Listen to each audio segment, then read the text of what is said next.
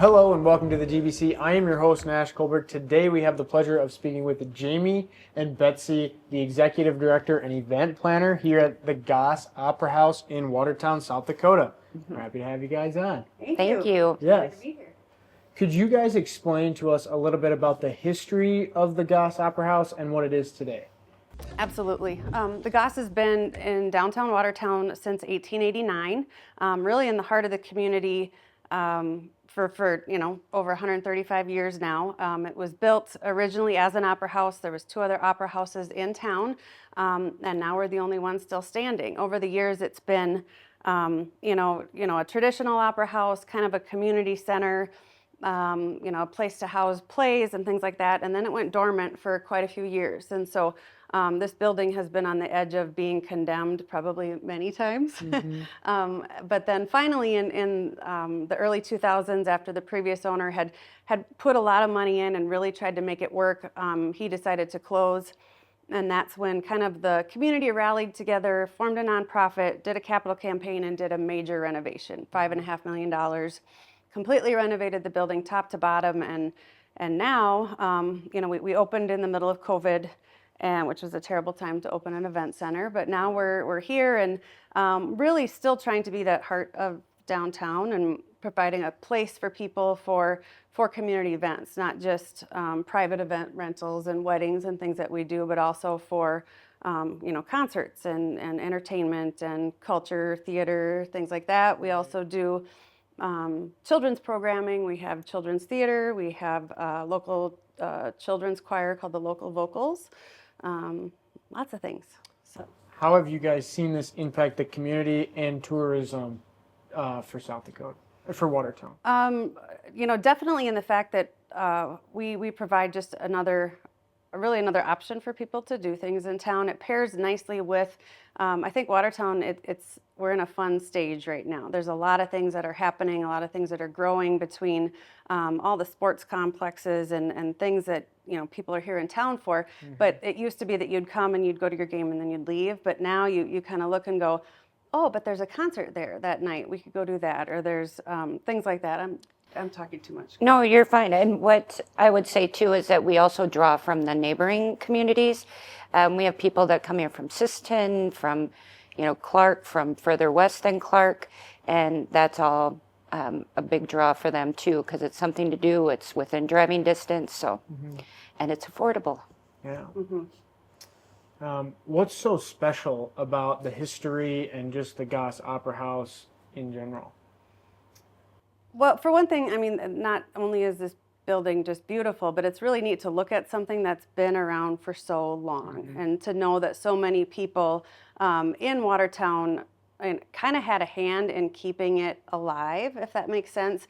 If you go upstairs and you see our donor wall and you see all the people of the community that really rallied around the Goss and making sure that we stayed alive, basically, it really shows you almost a love letter of the community, like how important that we are, kind of a central hub. And we really try to be a place, where everyone is welcome, where we invite people in for so many different kinds of events. We like to highlight local artists, local musicians as much as possible. We carry local artists' work here in the store.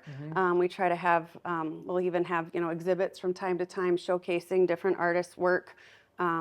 We work closely with Lake Area Tech students. They get to come in, they're new photography students.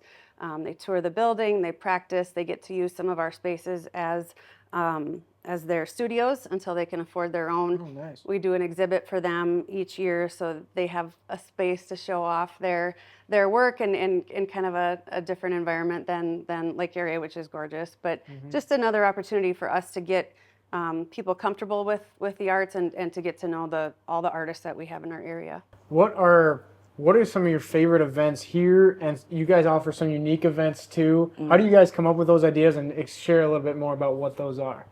Sure. A lot of it is driven by the customer. We do quite a few weddings here a year, and we try to make the bride and groom's vision come to life. We partner with many different vendors around the state to try and do that. So I would work with those people as well. We like to bounce ideas off each other. We like to, should we try this? And we just try different things. And sometimes it misses, but sometimes it hits. So, and we have a lot of group discussions about which music we're going to bring in next year. And we kind of have a process for that. And also the dinner and a movie. Yeah. We try to do something for everyone. How did that come about? That was just a wild idea that we just thought, we have this great big screen, the state-of-the-art sound system, and why not try it? Well, actually, to be honest, there's sometimes that we would put it on just when we were up there screwing around, like my son was playing. We had hooked up the Nintendo and play it on the big screen, which is also an idea. I think we should have a Mario Kart tournament someday. That would be really fun. But we started with that, and we had kids rent the room, and they watched Taylor Swift or something up in the opera hall, and so we thought, I bet people would pay for this. And so, we do classic movies. We pick some from almost every kind of genre you can imagine, from classic movies to Dumb and Dumber to a mob movie where we counted a whole lot of swear words that shouldn't have been played. But the thing is that we offer something for everybody. Yeah. So. And we also, just along with that, we partner with Mavericks Steak and Cocktails, our on-site restaurant and cater, to come up with some fun menus to go around to go along with the movie. Like, for instance, Hocus Pocus, we're having a white chicken chili kind of stew, so that it'll be, kind of along with the theme. And, we try to pair that up with each of the movies as well. Cool. What's special about Watertown and, being located here? I will say that I lived away from this area for about 30 years, and I just moved back when I got the job here. And when I left here, I never thought I would move back here again. But I'm so happy that I did. And just seeing how Watertown specifically has evolved over the last 30 years, I think it's it's a small tight-knit community rather, but it's a big enough town where you get some other options for food and for entertainment and those things. And I think there's something really special about this part of the country. And after I've traveled around the world, I'm very happy that I have resided here now for the last few years. I think there's something special about Watertown because we check a lot of the boxes, between the lake, the hunting, the fishing, the sports, and the culture. There really is just about a little bit of something for everyone. You get a feel of the big city I lived in St. Paul for a lot of years. We loved going to the Ordway or some of the, big theater things. And you come back here and now, you can go see a hockey game. You can go, go to softball. You can go hunting. You can, spend a weekend on the lake and come see a play. Or you could come see Diamond Rio. I mean, some of our A-list bands that we get here too. So, What are some of your challenges that you guys face, and how have you overcame those? Since opening, COVID, you said hard time to. There's a ton of challenges there, but even today, what are some of those challenges you're seeing and working through? I'd say that a lot of that is people that just getting people to give things a chance. People are very used to their certain ways of doing things, and we're quite conservative here. Not that we do anything that crazy in the Goss, but just having people have an open mind and give things a try. And I think Jamie can say this too, but I've had lots of people I didn't know what to expect, and I'm so glad I came, and things like that. So, what unique experiences or hidden gems can visitors, expect when they come here? Thanks. Well, hidden gem, something that's kind of fun, is Maud's room upstairs. And so on the third floor, we, when we did our big renovation, there's one room that we didn't renovate. And so for multiple reasons. Number one, you could see the magnitude of the renovation, right? You could see how bad the floor was, the plaster, everything was falling apart, all that. But that room also, people used to rent these rooms, live in them, and it was 1930s, I think. And a woman named Maud Alexander lived in that room. She worked at the Lincoln Hotel, which was just a block that way, where the new city hall is going to be. She came home from work that night. Her son Orville lived in the room next to her. They got in a fight. He had been drinking all day. She went into her room and laid down. He waited till after she was asleep, came in and poured alcohol on her and lit her on fire. And so when you look in that room, the burn marks that are on the floor and the wall are still there from that incident. And so, Maud didn't die in our building. She did die at the hospital. She wasn't willing to say it was her son that did it. However, there was enough witnesses there that said, it was. He went to jail. She died in the hospital, and so we honor Maud by, this is Maud's Mercantile here, our gift shop and box office. And if you're a big believer in ghost stories, we have stories that we could tell you. And if you're not, it's just coincidences, and lights flicker and things happen. But Definitely not haunted, but maybe. Yeah. right, yeah. You might hear the piano start playing by itself sometime. Stuff like that, yeah. Some doors shutting when we were walking off. Yeah, and if it's Lights- 2 in the morning, lights it's even like to better. come on. Yep. We're here late sometimes after concerts, and you don't want to be the last one, by yourself in the building. So, yep. I don't know if I should believe you or not, but we'll just leave it at that. Looking ahead, are there any future plans or things in the works that you guys are excited about? I'm always excited about the shows that we get to bring in. We have so much fun bringing in different shows and really making sure that we provide a really wide variety of entertainment and offerings for people. And so we're not just the symphony or the white collar kind of boring stuffy stuff. I mean, we had a Van Halen cover band that I think was the best cover band I've ever seen in my life. We had Killer Queen, we've had Soul Asylum, we've had the symphony, we've had opera singers, and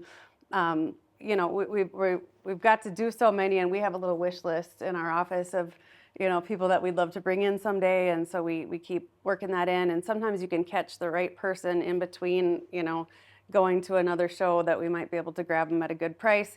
It's so fun for us to be able to give that to the community, if that makes sense. Yeah. To say, like, we have Diamond Brio right here, and it's sold out like that, and it says a lot that people are looking for that kind of thing, I And think. plus, it's fun for us too. I mean, Yeah. how many jobs do you have that you can, come and people are happy to be here.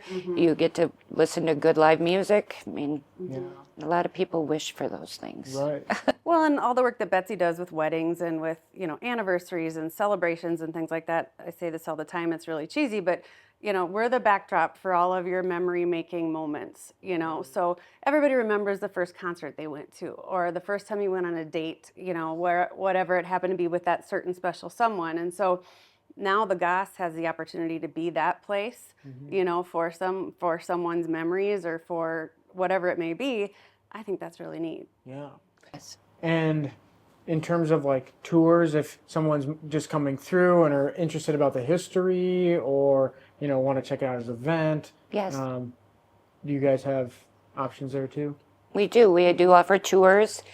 We do anything from, one person, and we will book groups also, but we do ask that they call ahead to make sure that we're prepared for that. But yeah, we love to show off the building and share what we have here with others. On a personal level, why Watertown?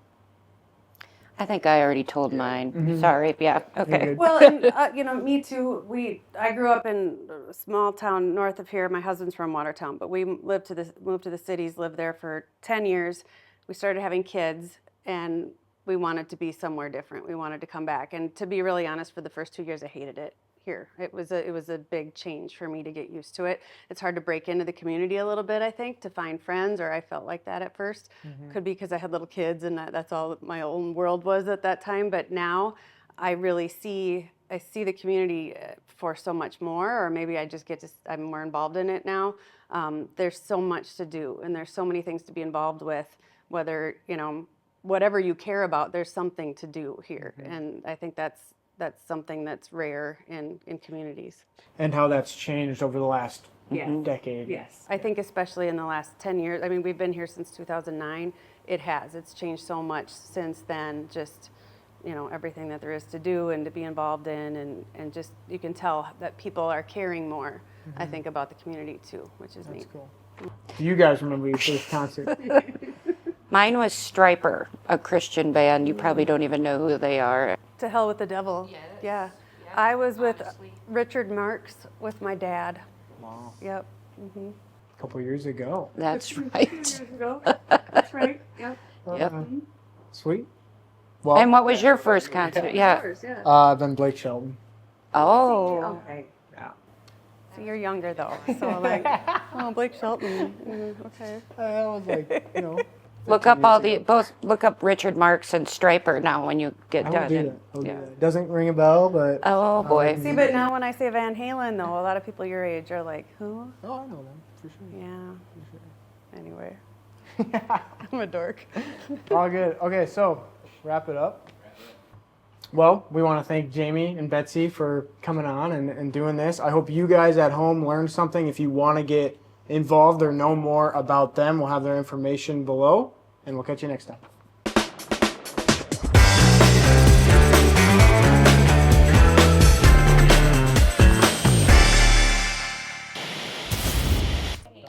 Awesome. What are the Thanks. notes?